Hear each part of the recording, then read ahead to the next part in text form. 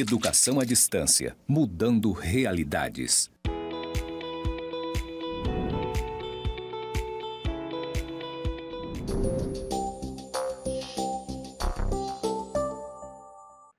Olá, sejam todos bem-vindos a mais uma unidade da nossa disciplina de Direito 1.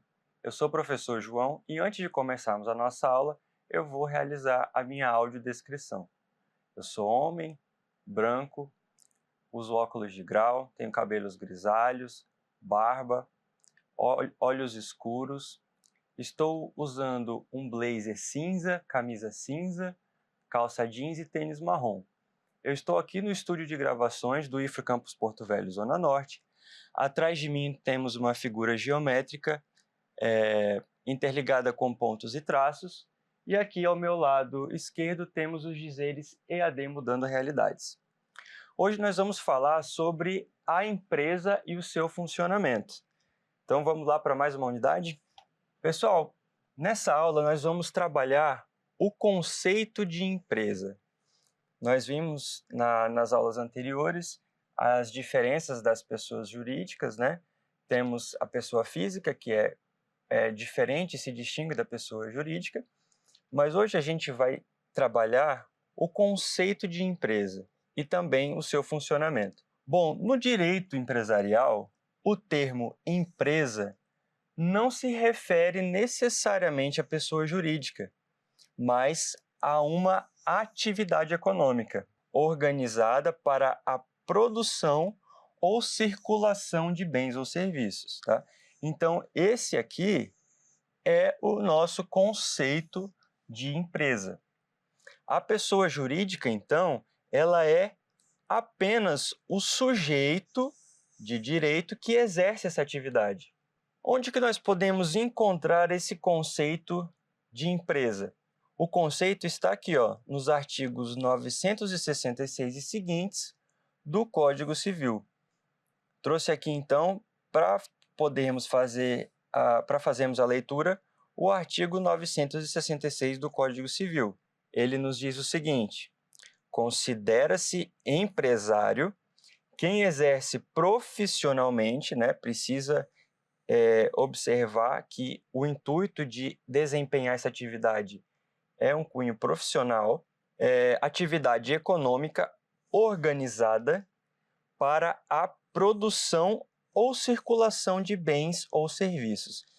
Então, se eu falo de um exercício, de uma atividade econômica organizada para a produção ou a circulação de bens, isso eu considero como uma atividade empresarial. Então, vejam que eu tenho requisitos necessários para serem observados. Se eu não tiver essa atividade organizada, atividade profissional organizada para a produção ou circulação de bens ou serviços, então eu não tenho a caracterização do que é empresa, tá bom? Então, esse artigo aqui é muito importante, principalmente para quem gosta de estudar para concursos públicos, tá? Então, vocês que além de estudarem, que fazer o curso de ensino superior, mas também prestam concursos públicos, vale a pena dar uma atenção especial para esse artigo que eu deixei destacado no slide, tá? O artigo 966 do Código Civil. O conceito de empresa é bastante cobrado por algumas bancas de concursos, então fiquem de olho neste artigo. Vamos dar prosseguimento, então, falando ainda da empresa, começando a distinguir o empresário individual da empresa limitada. Temos essa figura aqui no Brasil do empresário individual que é muito forte, né? O famoso MEI, né? Que é a pessoa que consegue abrir uma empresa para ela mesma comandar o seu próprio negócio. Então, o empresário individual é aquele que está no próprio comando das suas atividades. Então, como que eu conceituo o empresário individual? É a pessoa física que exerce a atividade empresarial, aquela que nós conceituamos no slide anterior, mas em seu próprio nome. Então, é o famoso MEI. É uma forma mais simples de iniciar um negócio ou de empreender, né? E aí, a empresa e a pessoa física são consideradas a mesma entidade. Quando a gente fala de empresário individual, nós estamos falando daquela pessoa que exerce atividade empresarial de forma organizada, sistematizada, para a produção de bens e serviços, mas aqui é uma atividade empresarial que ela sai do ramo da informalidade. Então, existe essa opção, né, para o empresário individual de abrir a sua própria empresa, de ele ter um registro, um número de CNPJ, vamos falar disso mais à frente também, mas o principal intuito aqui de incentivar a abertura da empresa para o empresário individual é para que essa pessoa física consiga desenvolver as suas atividades, mas que ela exerça isso de forma formal, para que ela consiga alavancar o seu negócio, para que ela consiga linhas de crédito, para que ela tenha uma conta específica da pessoa jurídica. Então, é para isso que serve a abertura de pessoa jurídica para o empresário individual. Podemos destacar como principal característica do empresário individual, que merece a nossa atenção, é que aqui nós falamos de responsabilidade ilimitada. Ou seja, aqui eu não tenho limites para responsabilizar a PJ e a pessoa física. Tá? Aqui elas se comunicam, elas são interligadas. Então, o patrimônio pessoal do empresário, da pessoa física que exerce a atividade empresarial de forma organizada, todos os seus bens, veículos, imóveis, eles se confundem com o patrimônio da empresa e podem ser utilizados para quitar as dívidas do negócio. Essa principal diferenciação e característica da pessoa jurídica do empresário individual merece atenção para os nossos estudos. Então, fiquem de olho que quando eu falo de empresário individual, eu não tenho limites para atingir bens da pessoa, do sócio, caso exista algum problema futuro no exercício da atividade da empresa. Então, se a empresa vem a ter devedores, se ela vem a entrar em falência, infelizmente aqui os bens do sócio vão poder ser atingidos, porque é esse o regime jurídico da empresa individual. Então, é preciso ter muita atenção para o tipo de regime que se quer trabalhar e ter ciência das responsabilidades também do empresário. Então, existem benefícios, prós e contras, né, de abrir uma empresa individual. O primeiro deles, como eu falei, é um incentivo para sair da informalidade, conseguir linhas de crédito, ter uma conta diferenciada, uma abertura de uma conta pessoa jurídica.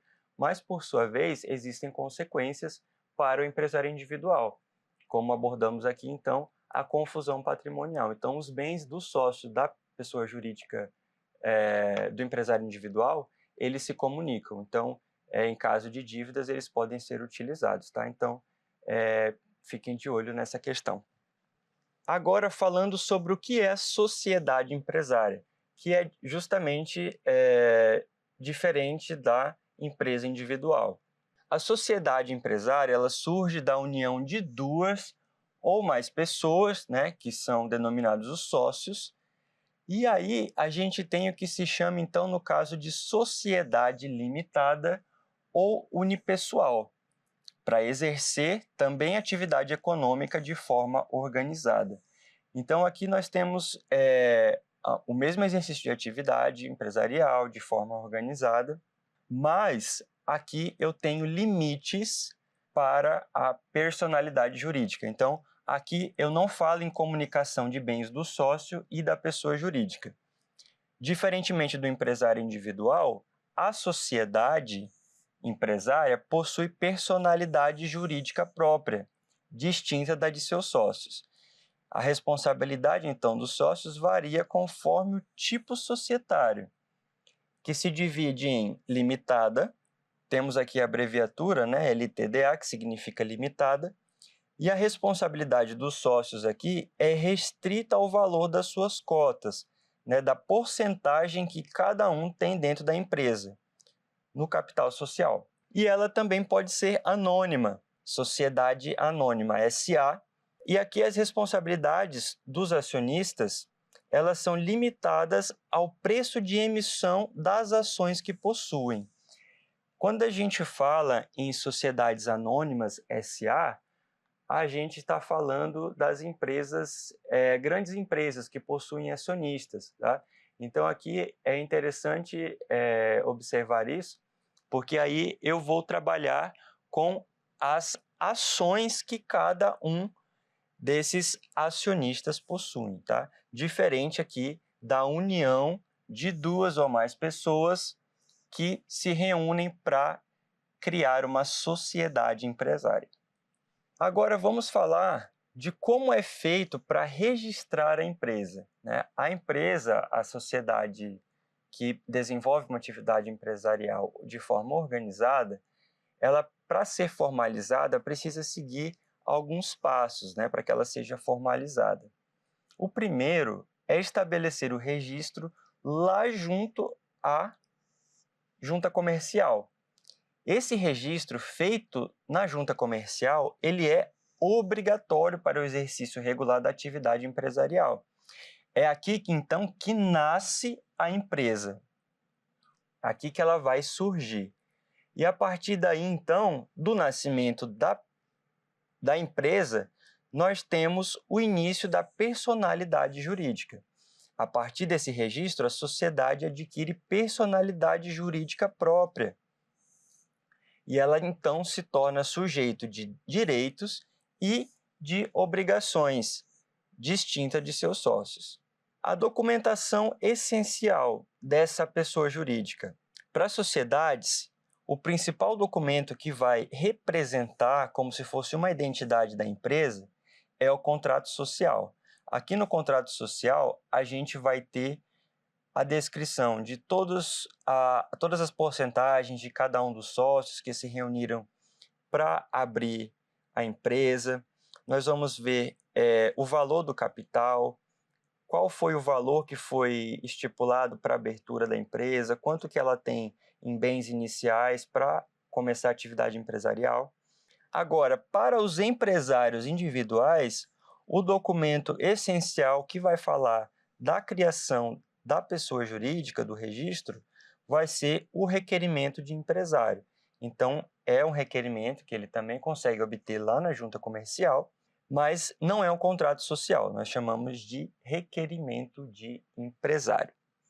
Antes de avançarmos, então, falando sobre o funcionamento da empresa e da questão dos registros, gostaria só de reforçar, então, a importância de diferenciação dos bens da pessoa física e da pessoa jurídica quando falamos dos diferentes regimes de empresa. Então, quando falamos do empresário individual, a comunicação de bens, os patrimônios do sócio se confundem com os bens da pessoa jurídica. Agora, por sua vez, quando a gente fala em empresa limitada, LTDA, não há aqui confusão patrimonial. Então, os patrimônios da empresa, eles não se comunicam com os patrimônios da pessoa física do sócio. Então, eles operam de forma independente, tá bom?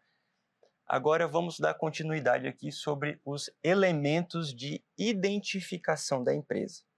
A empresa ela vai ter o que chamamos de nome empresarial e ele é composto pela firma e ou razão social. O que é a firma ou razão social? É o nome que utiliza o nome civil do empresário ou de um ou mais dos seus sócios. Quem que utiliza a razão social? O empresário individual e a sociedade em que há sócios com responsabilidade ilimitada. Exemplo, José da Silva e Cia Limitada. Então, aqui eu tenho o nome do sócio compondo aqui a razão social. Depois nós temos a denominação social, que também chamamos de expressão fantasia. Então, são palavras de uso comum escolhidas livremente pelos sócios para dar uma característica para essa empresa. Quem que utiliza? As sociedades anônimas, cooperativas e sociedades limitadas. Exemplo, Só Amarelo Distribuidora Limitada ou Conexão Digital SA. Então, são nomes e expressões fantasias criados para dar uma expressão à denominação social da empresa. Com relação aos elementos de identificação da empresa, nós temos então o CNPJ, que é o número que vai ser originado a partir do Cadastro Nacional da Pessoa Jurídica, também conhecido como CPF da empresa. Então, o CNPJ ele é um número único, cada empresa tem o seu, para que ela possa ser identificada perante a Receita Federal. Tá? Então, é esse número que vai fazer com que impostos sejam gerados, tributos sejam gerados, vai fazer com que a empresa possa emitir notas fiscais, tudo através do Cadastro Nacional de Pessoa Jurídica, o CNPJ. Outros dados, então, que vão identificar a empresa. O endereço, né? A empresa, para conseguir o seu registro, ela precisa ter um endereço. Então, tem que estar lá na junta comercial o local de funcionamento dessa empresa. Além disso, precisa da inscrição estadual e municipal, bem como os alvarás de funcionamento. São essenciais para a localização e regularização da empresa. Essa questão é muito importante para a gente pensar na criação e no funcionamento da empresa, porque sem a liberação de alvarás de funcionamento, que é uma atividade desempenhada pela prefeitura, essa empresa ela não obtém o alvará, que é também chamado de licença de funcionamento. Então, para a atividade empresarial estar em pleno desenvolvimento, eu preciso observar regras sanitárias, regras de segurança, se aquela empresa consegue oferecer segurança aos consumidores, aos clientes, né? Se tem um banheiro adequado, se é um estabelecimento que trabalha com comida, por exemplo, se segue todas as normas de higiene. Então, eu preciso observar, dependendo de cada ramo empresarial, se eu tenho o cumprimento das regras exigidas, para que aí então eu consiga obter esse alvará de funcionamento, que é primordial para o desenvolvimento da atividade empresarial. Então, como que vamos trabalhar aqui a partir do momento que eu tenho o registro da empresa? Aí eu vou falar do funcionamento, a dinâmica operacional dessa PJ. Uma vez que ela é registrada, ela entra na fase de operação, com responsabilidades e a necessidade de uma gestão estratégica. Aqui eu vou ter a atuação de administradores. A empresa ela vai atuar através dos seus administradores, que podem ser os próprios sócios, pode ser diretores contratados, pode ser algum profissional relacionado à área de administração ou da gestão comercial, né, como o caso do curso de vocês, que vai ser responsável por tomar decisões e representar o negócio legalmente. E aqui também temos as responsabilidades pelas dívidas. Quando a empresa está em funcionamento, com já o CNPJ, tudo registrado, tudo certinho, ela torna-se responsável por dívidas e obrigações. E aqui essas obrigações podem ser fiscais, trabalhistas, contratuais, a partir das relações que são feitas. E aí, então, nós falamos de uma gestão essencial, que é funcionamento, é vital para o funcionamento e sucesso dessa pessoa jurídica. Então, o que vai fazer com que essa empresa tenha uma boa gestão? Ela precisa observar uma boa gestão financeira, com controle de fluxo de caixa e também com investimentos, levando em consideração que, por exemplo, em determinadas épocas do ano, determinadas áreas empresariais acabam que não faturam tanto como em alguns meses do ano. Então, isso precisa ser observado e planejado pela pessoa que está fazendo essa gestão, para que seja controlado o faturamento e os gastos dessa empresa. Também é preciso observar na gestão a parte fiscal, que é responsável pelo pagamento dos impostos e obrigações tributárias. E também, que é muito importante, a gestão trabalhista. Aqui, esse profissional da administração e da gestão, ele vai ser responsável por gerir todos os funcionários também. Então, vocês vão ter a oportunidade de estudar dentro desse curso algumas noções de direito trabalhista que vão servir justamente para a aplicação desse tipo de gestão. Então, vocês vão ser responsáveis por controlar funcionários que vão sair de férias, pagamento de salário, de 13º, de férias, de licença maternidade, de paternidade, como que vai ficar a substituição de funcionário em caso de ausência, né? O funcionário que precisa apresentar um atestado por motivo de saúde. Então, toda essa gestão também é feita pelo profissional da gestão comercial e da administração. E isso é fundamental para o bom desenvolvimento da empresa. Na próxima aula, nós vamos continuar explorando o vasto mundo do direito e eu espero poder contribuir um pouco mais para a formação de vocês. Um grande abraço e até a próxima aula.